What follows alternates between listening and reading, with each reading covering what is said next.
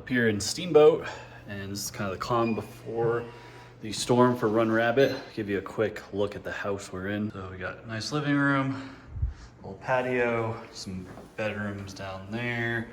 And then what I'm doing right now is organizing all my stuff. So what I'm gonna be wearing on me, first aid, which I'm gonna be kind of putting some in my drop bag here, and then stuff that's gonna be with the crew. So just making sure I'm super organized. All right, for those of you who watched Leadville, you know how my toes were after the race. So we're trying a new strategy today. I've obviously trained with these, but these are toe socks. And I also have some lubricant in between. Definitely had a rough couple of weeks here and definitely been in my head, but the pre-race, like everything's wrong with my body situation has definitely happened to me this week, but feeling better this morning and really looking forward to this race.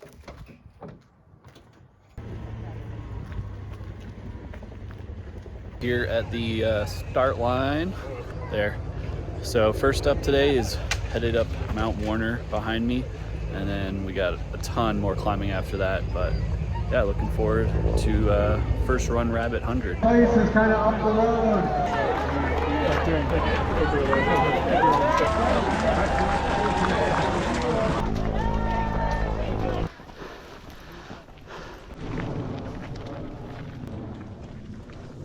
About halfway up, first climb here, conga line situation, but vibes are high, like this climb.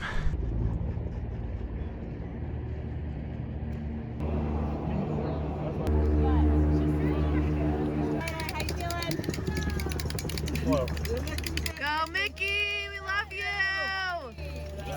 After the first climb, like 2K invert, about 2 miles, and that's where your crew can see you at the gondola.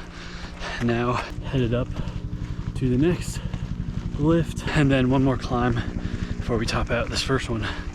So another 3 miles to go or so. It's funny to see this without snow. This run right here is one of my favorites.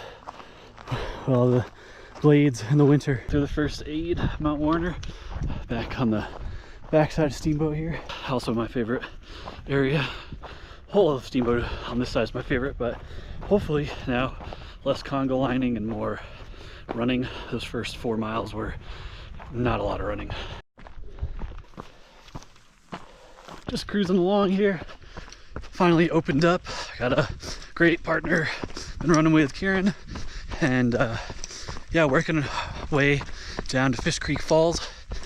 Well, not yet, but that direction is next. You only hit Fish Creek once, and I think you'll be happy about that because from what I've heard, it's pretty diesel. So far, pretty good day. Body's feeling good, weather's looking great, and just cruising along.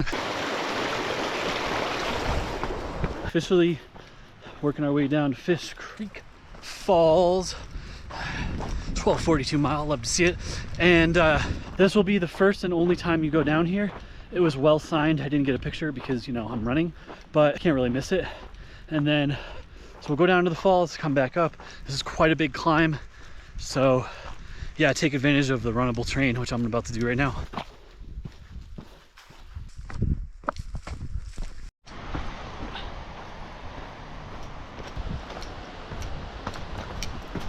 As you get closer to Fish Creek Falls here, it is a lot more technical, so just be really careful. But you definitely have runnable terrain still, and hopefully you can really enjoy the beautiful falls.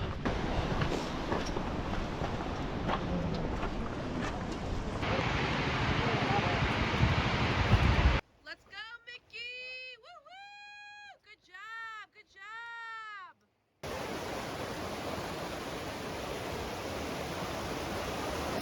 Let's go, Mick! Just leaving Fish Creek. This climb's gonna suck. Shout out to Zach. Pleasure to share the course with you today, man. And I hope your race went well. Yeah, from here you got to bitch and climb up, and then you continue all of your new course.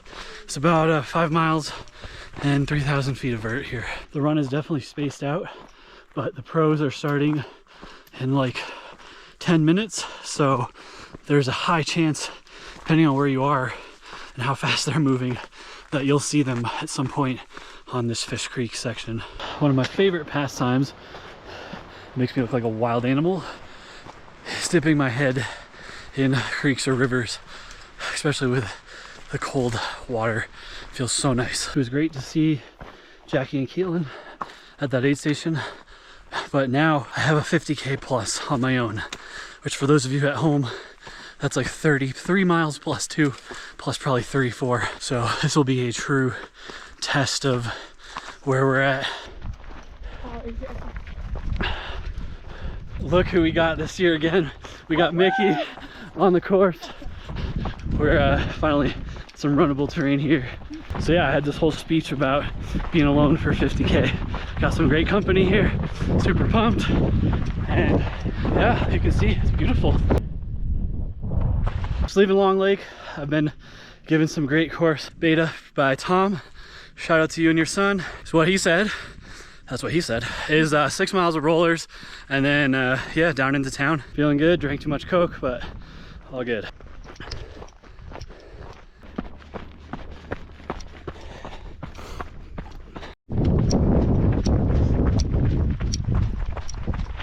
Leaving Summit aid station for the first time. First time putting on music all day. Our little squad separated, but that's okay. Nice cruiser terrain. Eventually way down there, but on the way you stop at Dry Lake, another aid station, and then yeah, into town. My watch is all screwed up, but I think we have something like 20 miles into town. I'm moving okay. To be honest with you, I'm just trying to get through this one. I think I have time aspirations. I'm very competitive with myself because that's the only way I can be in this state and in this sport, but I know that there's a lot going on in my life right now, so it's just keep my emotions in check and yeah, don't get too high or too low. Leaving Billy's Rabbit Hole. Shout out to the Billy's Rabbit Hole crew. They're slinging fresh pizzas. We are like 34 miles in. What a vibe. Shout out to every single one of you who are there. Thank you so much. All the volunteers here, you're the best. But so far, only one aid's had fresh pizza, so we're giving them the slight advantage. Course-wise, vibes are pretty high for me right now. We're gonna start a nice long run down to Dry Lake, and then have, yeah, another long run down to town. Moving pretty well. And just trying to stay positive for now. Really love this course so far, really cool.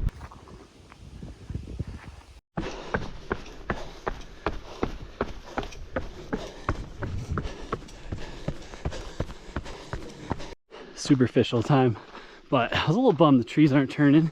These ones are trying. A little yellow, a little gold in these hills.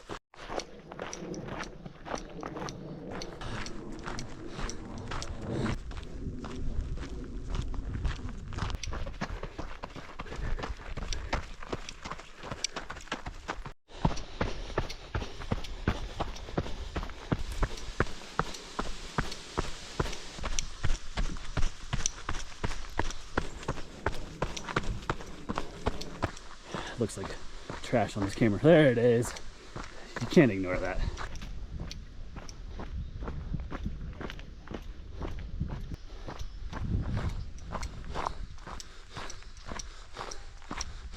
On a sidebar, shout out to Will, getting some B-roll of me earlier, being just a freaking awesome dude and a great pacer for a while. Well, running partner, and I hope the rest of your race goes well if I don't run into you, man. Jason, no, I know you're with me, buddy. There's no chance that the weather was supposed to be this good. You gave me clear skies and this sunset. Thank you. As you can tell by blinding myself with this light, we are in the nighttime. And by we, I mean me, because it's just me right now. Rick will be with me in about 6 miles. I keep it real here. I'm feeling pretty good, like really good. And I know I have like 60 miles left. So I'm trying to really stay level, but yeah, very happy with it. Just leaving Dry Lake now, another great aid station, and yeah, and then down into town where the real fun begins. Thank you, thank you. You got this. Pretty freaking good. Okay. Could I do Vaseline, please? And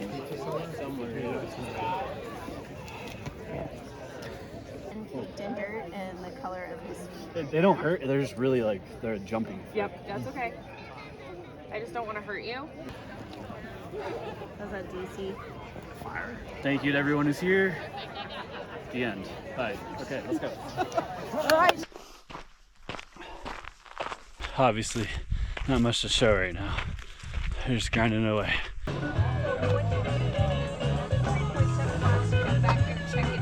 Welcome back. How'd it go? What a crazy girl! Hey, sweetie. Hey, sweetie. Crazy girl.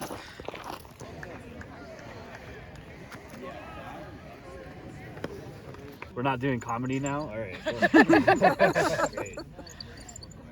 Mickey, 10 minutes. Thank you. There's biofreeze in my bag, correct? Yep. Sweet. Thank you, everybody. You got it. Yep. You're good.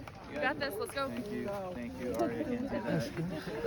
Woo! Go, Mick! Thank you. Okay, stay warm. You got it. He's done. Okay, and first 100 in Italy. I feel like you guys are part of this. Let's go.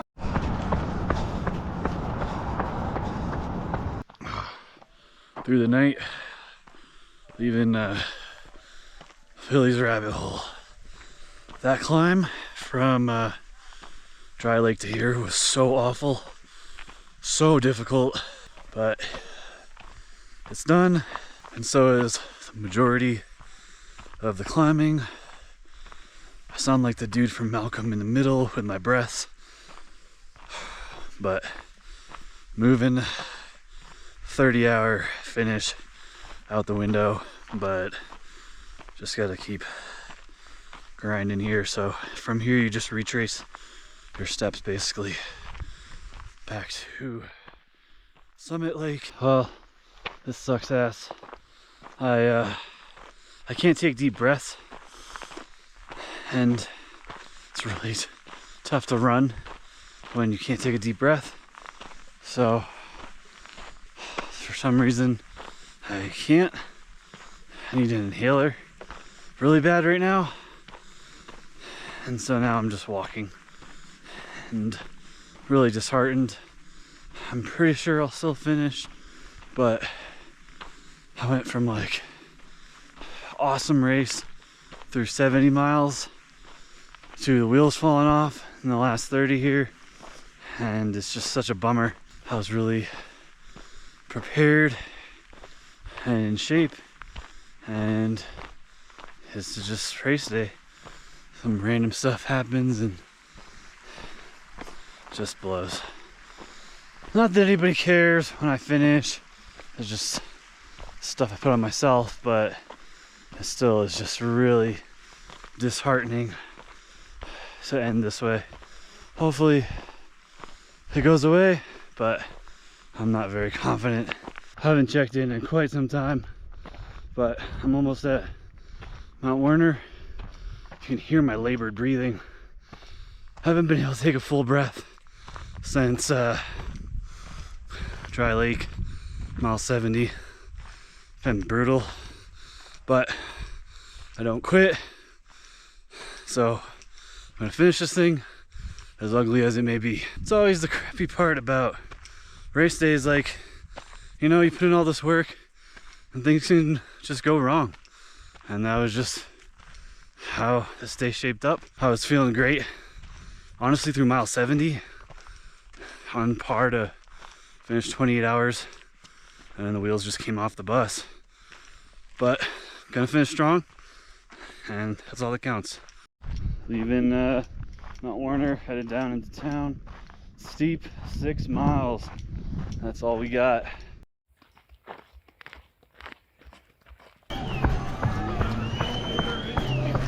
Meanwhile, the tortoises seem to be getting it done. Mm-hmm. They're grinding and fighting and doing everything they can to finish. Making his way to the Evergreen, Colorado. 100 miles. Mickey Martin, congratulations. 33 hours and 19 minutes. Congratulations, you got a silver buckle. That was hard. And here comes Tina Griffin.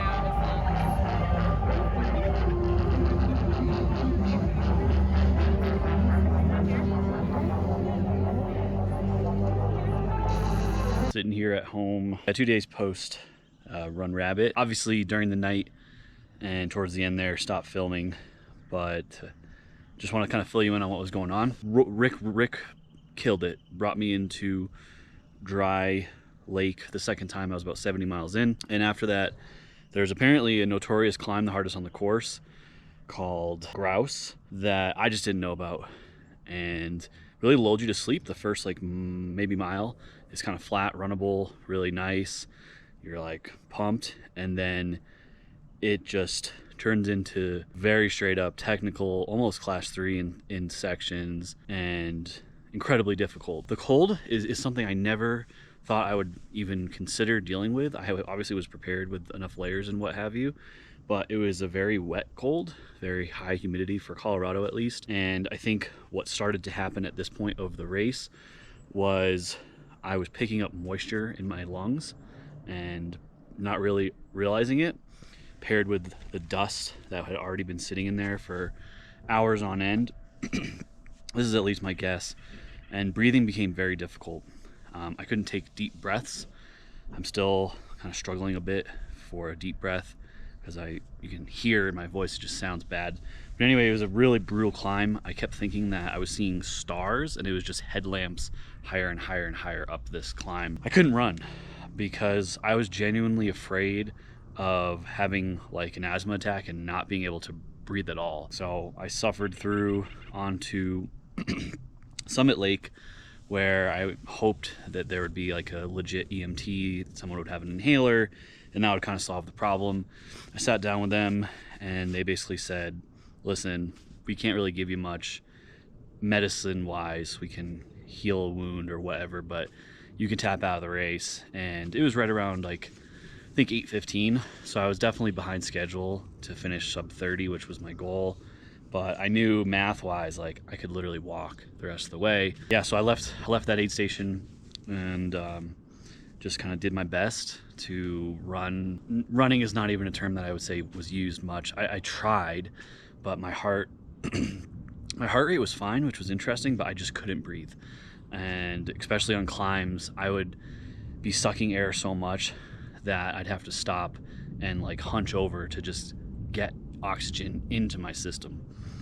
Jackie and Caitlin came and brought me an inhaler. Thank you so much to them for doing that. I'm so sorry I forget your name, but there was another guy on the course who was running with his dad who stopped and gave me his inhaler before that, and I took a couple hits of it, and I think placebo effect, initially it did something, but really did nothing, and so that sucked a lot as well. Doing 30 miles to end Run Rabbit by yourself through the night up that Grouse climb was one of the most difficult things, coming off of one of the most difficult things I've lived through weeks before that. It was just really, really challenging. So anyway, yeah, I made it up to Mount Warner, knew I had about 6 miles downhill. I was mentally checked out. I ended up finishing around 33 something, I think 15 or whatever. Doesn't matter at all. Because I was proud of the effort that I put through. I could have quit a million times. I wanted to quit a million times. There was hours where I was like, what am I doing? This is so stupid. And if it wasn't for the serious concern of, is this gonna really, like, am I gonna be seriously injured or worse if I can't continue to breathe? But I just knew if I kept the pace slow enough, I could be fine. For anyone who's run 100 or run through the night like that, or just put in a huge effort, you know, like mentally you're just done. So I would have said all this after the race, but I was just really in a bad spot. My crew, Elizabeth in particular, Started right away with my recovery, so massaging out my disgusting muscles, really working out lactic acid, and trying to make sure my recovery started soon. I took an ice bath later that night as well. Really, the craziest part about the entire race is like I mean, I'll show you my feet right now. They're not pretty by any means, but no blisters, no loss of toenails. For those of you who saw my feet after Leadville, you probably vomited in your mouth. Yeah, the big change that I alluded to at the beginning was those toe socks. I ended up switching into another pair towards the end instead of my original plan, which was just cycle out socks. I did wear speed goats this time, and I finished with the ATR Challenger 7s wide. Sorry, I had to go inside. Those chickens wouldn't shut the hell up. What I like about this distance, what I like about ultras was the community first and foremost. I've mentioned this on social a bunch of times, but everybody who came up to me and said thank you for the content, for the videos, the people that I ran with in particular. I know I shouted some of you out. Mickey, obviously, will hopefully see this, and that's the special part for me, is the community. I know I need to do a better job at expanding my community within trail running, within ultras, because I'm going to burn out the people that I have in my inner circle here, because it's so much to ask from them, from a time commitment, from a logistics, from a lack of sleep, and I just feel really grateful to have people in my life that are willing to give that time to me, but I also know I need to not burn them out too. I will definitely be doing another 100. I think there's a planet where I'll do Run Rabbit again. I feel like what was so frustrating for me about the race, and I'm proud of the effort and all of that, that's not to take that away, but this is just me. I'm very want more, try to do better, what can I improve on? And I was so close. Like, I was lined up perfectly through, even up that grouse climb, which sucked, and I lost a ton of time. If I could have regathered myself and got myself back into the race I wanted to be in at mile 80 at Summit Lake, I had so much time to still finish sub 30 if I could have run.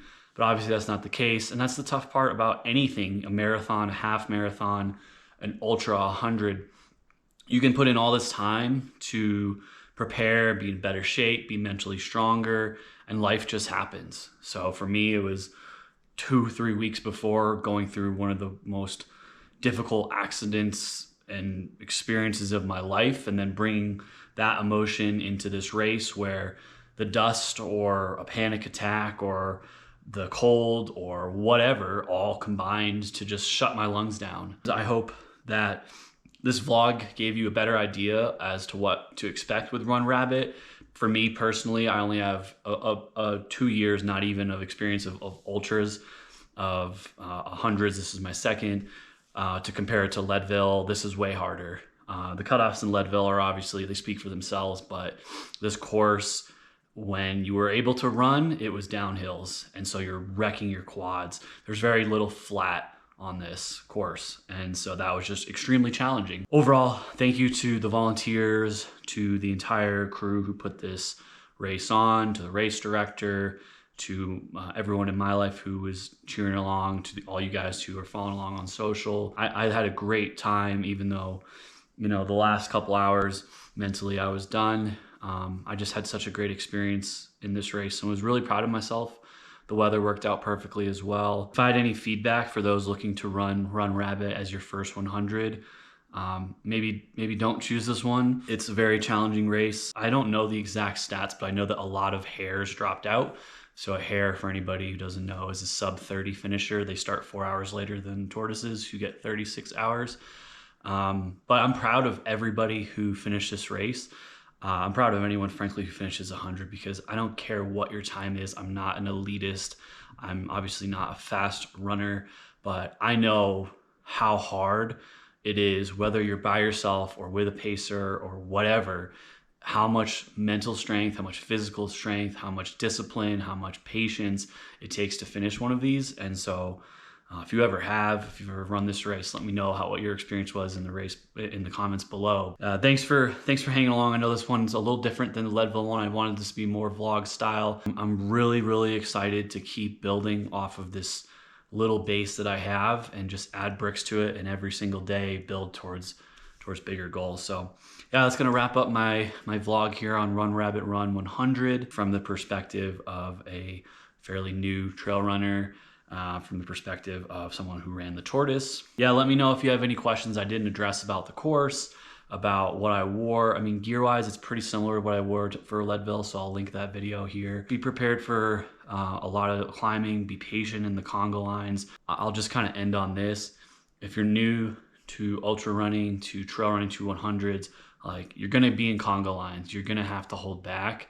And if you think that you're gonna lose 20 minutes because you're going slower up a conga line and waiting for people, and you can't make that time up, you're extremely incorrect. And you just need to be patient to take your time to find your spot so you can pick up your pace and start running your own race. Thanks so much for watching. Really appreciate it.